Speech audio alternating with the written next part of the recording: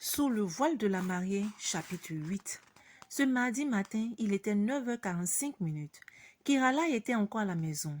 C'était le signe d'une haute nuit blanche qu'elle venait de passer. Elle s'imaginait dans la honte intolérable que ne cessait de lui infliger son époux. L'inspecteur de l'enseignement primaire ayant eu des rapports écrits sur son lacisme révoltant, dès 7h30 était là assis dans sa classe, l'attendait.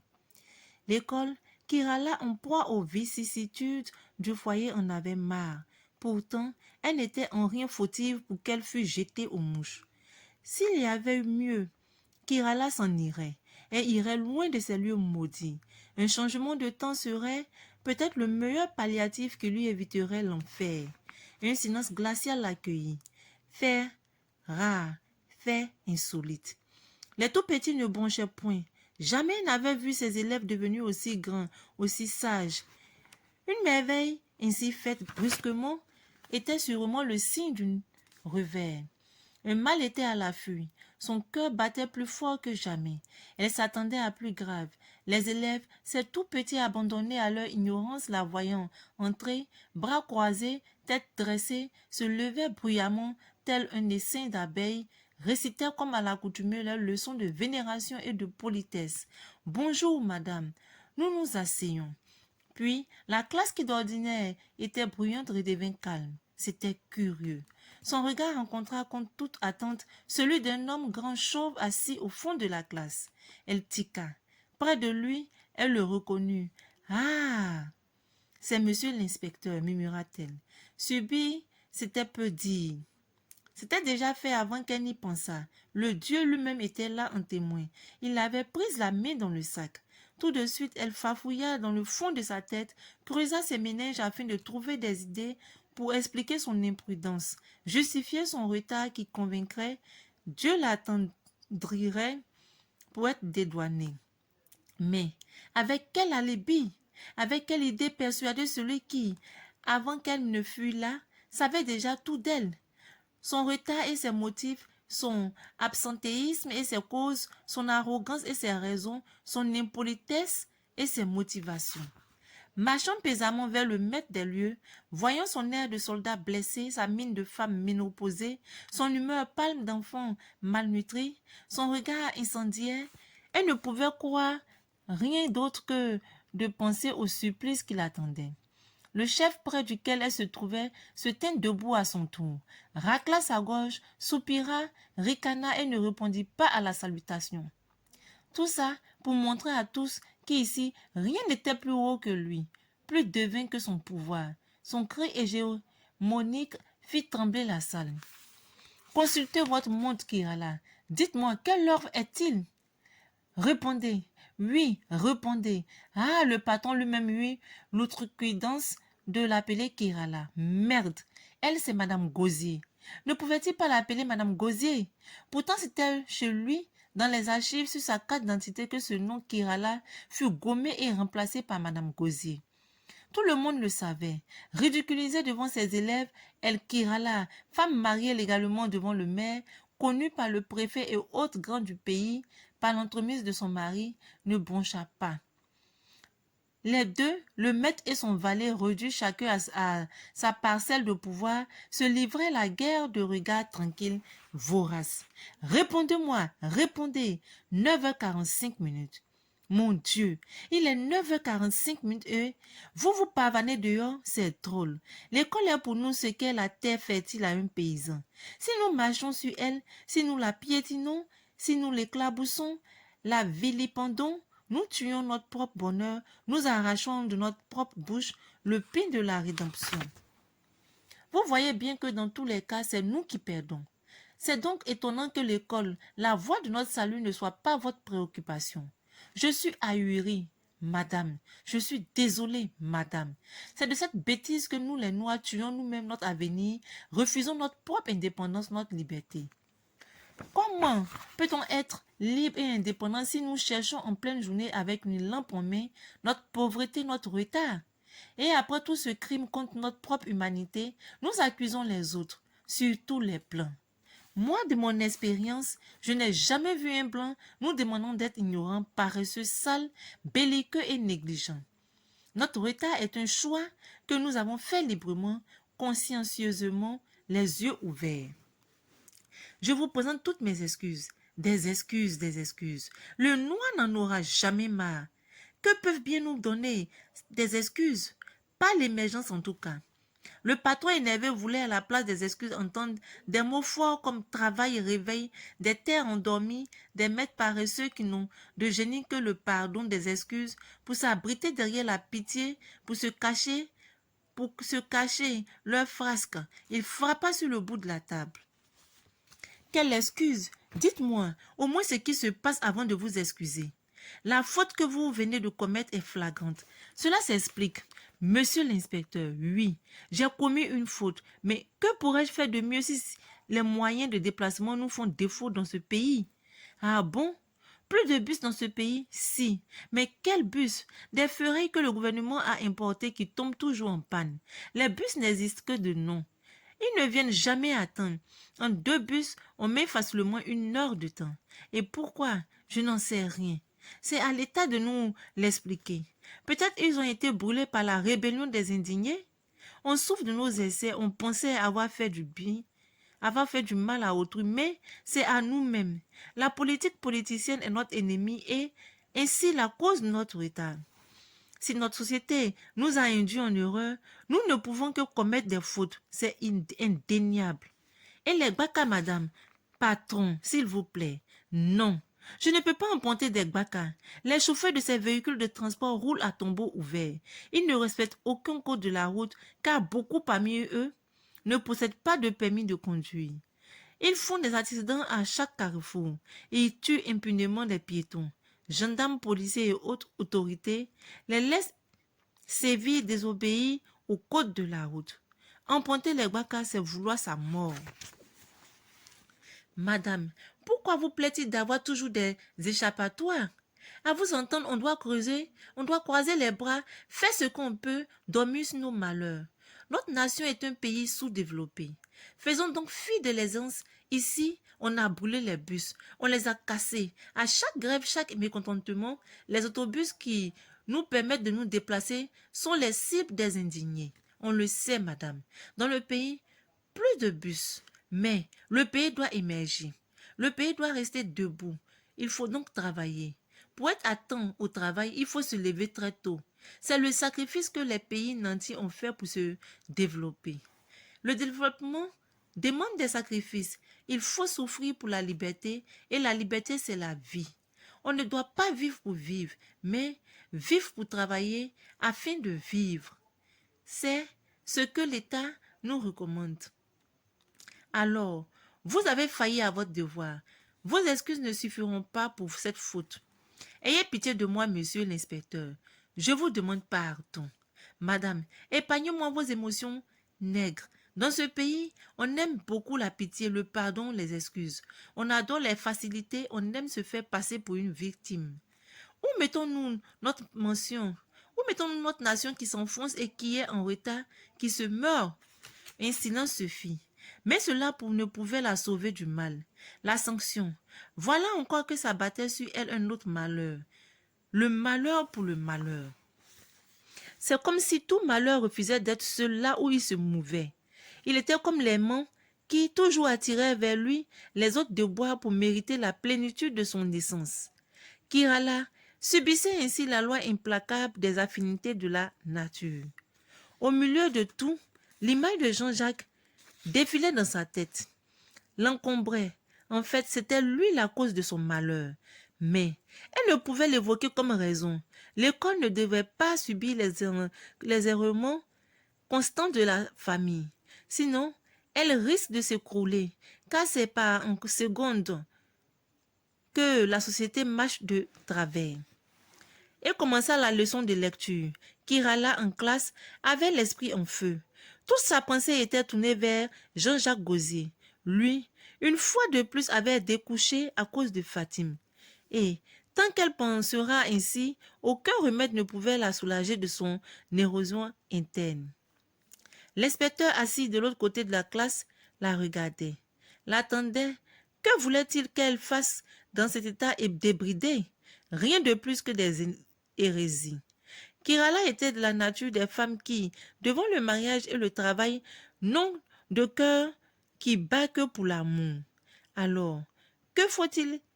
Que faisait-elle là dans cette classe, dans ce sanctuaire où le travail était la devise d'une nation à la périphérie de l'humanité? Et l'inspecteur le lui avait dit, le travail, rien que le travail. Qui ne travaille pas est un esclave en sursis. Dans le travail, personne n'aura aucun laurier sur lequel dormir. Le travail est fait pour vivre car Dieu lui-même le dit dans la Bible. Vous mangerez à la sueur de votre front. On ne peut donc avoir de dignité, d'honneur et de liberté si le travail n'en est pas la matrice. Le choix est fait, car le gain qui en découle, il vaut mieux avoir une femme dans la détresse comme Kirala que d'avoir la tempête du savoir dans le péril. Elle ne savait que faire, marcher ou parler, aller où et dire quoi, à qui. Sa première phrase à l'épreuve de son humeur fut émaillée de bourdes. Prenez les adresses à la page 8 et écrivez les lettres contenant le mot A. De quoi parlait-elle? Des adresses paginées, des lettres qui contiennent des mots. Ses élèves ne pouvaient comprendre la justesse d'une telle consigne. Les tout petits, ne sachant feuilleter leur ardoise, les yeux hagards, les interloqués, méditatifs au bord du sanglot, restaient de marbre. Et l'institutrice, trahie par son moi intérieur, sans foi ni loi, accusant le sort, ignorant sa culpabilité, cria de nouveau, mais prenez vos adresses à la page 8. La consigne était encore la même. Étonnée, insensée, fausse. Personne au monde ne pouvait dénouer cette énigme à fortiori, ces petits ignares qui n'avaient de savoir que le temps qu'il leur fallait pour se gaver de pain. Sans se rendre compte de ces graves impairs, fâchée, elle vociféra, sauta, tempêta. Mais que faites? Mais que vous êtes des idiots!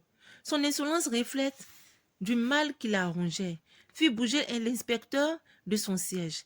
Le silence devient total, glacial.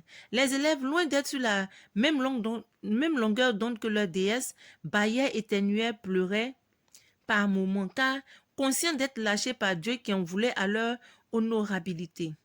Peut-être regrettaient-ils, eux naguère traités d'idiots, de ne pas avoir dans leur catable des ardoises mystérieuses qui auraient des pages. L'inspecteur, devant le naufrage de Kirala, tiqua et kaki les yeux, fit des gestes que celle-ci affolée ne put voir. Ce matin-là, incapable d'apprivoiser ces peines qui l'assaillaient, elle accumulait des bévues, multipliait des sottises, amassait des gaucheries qui faisaient croire aux monarques des lieux qu'elle méritait le pire. Si les élèves médusés, ni elle-même troublée, ne trouvaient la clé de l'énigme, déjà sermonnée pour son regard, elle réalisait l'ampleur du supplice qui l'attendait. Le patron, déjà sur les nerfs, plus fort de l'impair de la maîtresse, poussa un semblant de parissement au fond de la classe. Tous les regards se tournèrent vers lui. Vous leur demandez de prendre des ardoises? Oui. À quelle page? À la page 8. Mais madame, c'est impossible. Les ardoises ne possèdent pas de page. Peut-être des ardoises électroniques. Et puis, votre consigne est erronée. Ce sont des mots qui peuvent contenir des lettres et non le contraire. Comprenez donc que vos élèves soient tous ébahis. Kirala, qui s'en voulut, sentit la terre trembler sous ses pieds, le ciel fondre sur sa tête. Ne sachant à quel sein se vouer, elle fit de petits pas dans la rangée, jeta piteusement des regards furtifs sur ses élèves qui, pour la première fois, constatèrent que leur maîtresse avait aussi son maître. Leur monde, leur culture, leur vérité ne pouvaient pas les aider à comprendre ce qu'on pouvait avoir plus divin que la majesté de leur reine. Le silence était glacial. Le temps lourd, voix immobile, inerte. C'était à elle de parler. Que dire à qui et quoi dire en ce moment précis où sa tête pesait de tous les vices de la planète? Ce qu'il lui restait à faire, on le devinait déjà. Sur les terres de Zuguzaga, dominées par l'émotion ou la raison, était un leurre ce qui lui restait à faire, c'était la même rengaine dans laquelle brillaient, gagnaient, excellaient les Noirs de Zuguzaka. Le pardon et après le pardon, on passe au rire, à la danse, à la musique et notre pardon un autre jour, oubliant que le pardon sans labeur, toujours de même, le même sans révolution ne faisait que retarder l'Afrique, ne pouvait que la bâtir, la rendre maigre, affamée dans son berceau vide de l'humanité. D'un geste leste, elle revint froidement vers le patron pour s'en excuser. Toutes mes excuses, monsieur l'inspecteur, ce fut un lapsus linguï. Je voulais dire, prenez le livre de lecture à la page 8. Relevez dans la première phrase les mots contenant la lettre A. Ah, encore des excuses. Finalement, tout en vous ne rime qu'avec des excuses banales. Il haussa les épaules en signe d'indignation. Loin d'être Dieu, il ne pouvait savoir que dans un corps insalubre tel que celui de Kirala, on ne pouvait qu'avoir un esprit infect. Auprès d'elle, il lui parla avec sérénité. Dire de prendre le livre à la page 8 et la doise pour écrire des mots contenant la lettre A est si simple. L'inspecteur, un vieux bohémien, avait vu pareille chose dans sa longue carrière. Sous l'effet de surprise en face d'un chef hiérarchique, la langue fourche. Ce n'est pas si odieux que ça. Madame, nous sommes des humains. Notre monde est imparfait, il fallait la comprendre. Que de maîtres ont commis des bévues comme Kirala. Malgré tout, il n'avait pas encore le cœur net, l'esprit tranquille. Tout lapsus linguï n'est jamais forfait. Le subconscient ne peut trahir la conscience sans qu'il y ait en dessous un malaise à révéler, une souffrance à déceler. De quoi souffrez-vous, madame? Rien, tout va bien, patron. Vraiment, oui. Vous en êtes sûr? Oui, patron. Si tout va bien, alors, vous êtes impardonnable. Moi, je ne vous crois pas, car il n'y a jamais d'effet sans cause. Jamais. Même les lapsus linguï ne sont jamais fortuits. Ils sont l'effet de notre condensé interne. Vous voyez, madame, dans notre vie, rien n'est solitaire.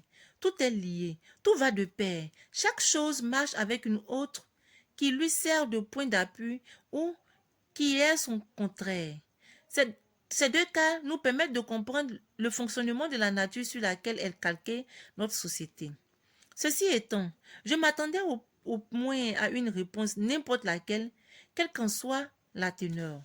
L'inspecteur resté dubitatif haussa une fois de plus les épaules, sans que l'institutrice ne lui révélât la vérité. Il savait que Kirala souffrait d'un malaise, son air, sa pâleur, sa voix. Mais elle s'était limitée là à ses non-non et ses oui-oui, sans révéler les raisons pour lesquelles coulaient des larmes sous son voile. Bon, merci madame, je viendrai un autre jour pour une autre inspection. Sauvée par le sort, elle ne s'en voulut pas de lui avoir caché la vérité. La voix de nos ancêtres enseigne qu'on ne dise pas tout à tout le monde, tout ce qui nous étreint. Jamais tout ce qui nous brise nous brime. Il est toujours mieux que l'homme ait en lui des refuges qui lui permettent de se dérober aux yeux de tous, même de ses parents. D'ailleurs, le mal qui gicle du cœur et des mains d'un frère, d'une sœur, fait plus mal que tout mal fait par autrui. Kirala n'est donc pas une femme à part. Son mensonge est ce refuge recherché. Son apparence trompeuse est cette poche où elle avait enfui sa mélancolie, caché ses déboires. De toutes les façons, telle qu'elle était venue, elle était vue, elle ne pouvait qu'être telle qu'elle devait être. Les femmes comme elle, désillusionnées, meurtries, on en trouve ici et là. Elles pullulent dans la rue, dans les champs, dans les villes, se trouvent aux 4 points cardinaux.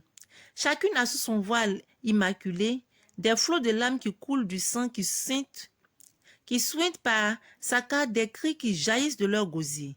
Nulle part, l'on ne peut trouver une femme qui va et rit comme elle peut, qui chante et danse comme elle veut, sans que l'on ne découvre en elle un esprit en feu, un cœur affligé. L'inspecteur n'avait pu quitter l'école sans parler aux autres maîtres, collège de Kirala. Tout leur avait été révélé. Ses bourdes, son retard, ses excuses, son manque de conscience professionnelle. Pour lui, ce n'était qu'une broutille, car Kirala devait souffrir d'un mal pernicieux. Avant de la quitter, il tapota avec un air de monarque sur une terre conquise. L'épaule de monsieur le directeur lui fit une adresse particulière. Aidez Kirala à vivre mieux. Aidez-la à vivre avec vous, avec nous. Ne lui en voulez pas. Tout ce qu'elle fait est fait inconsciemment. Kirala Gosier, la fierté effleurée, la dignité prostituée, explosa en sanglots. Face à ses collègues désabusés, l'inspecteur, lui, s'en extasia. Tant mieux, laissez-la pleurer. Dans peu de temps, elle sera libérée de la lourdeur qui l'étreint. Tout va couler avec ses larmes. Sa chair, son cœur, son esprit en seront purifiés. Et les larmes de Kirala Gosier, incitées par la moquerie à peine voilée de son inspecteur, coulaient chaudes et drues sous son voile, coulaient torrentielles sur ses pommettes engourdies. Les autres, le dos tourné, la tête baissée, ne pouvant diaboliquement s'enthousiasmer à visage découvert de son infortune, riaient sous cape. Dans les larmes de Kirala, les autres institutrices en quête d'un amour perdu ne voyaient que leur honneur qui les rassurait sur l'égalité des femmes, mariées ou pas. Tout était du pareil au même. Ainsi s'achève notre chapitre. Je vous dis à très bientôt.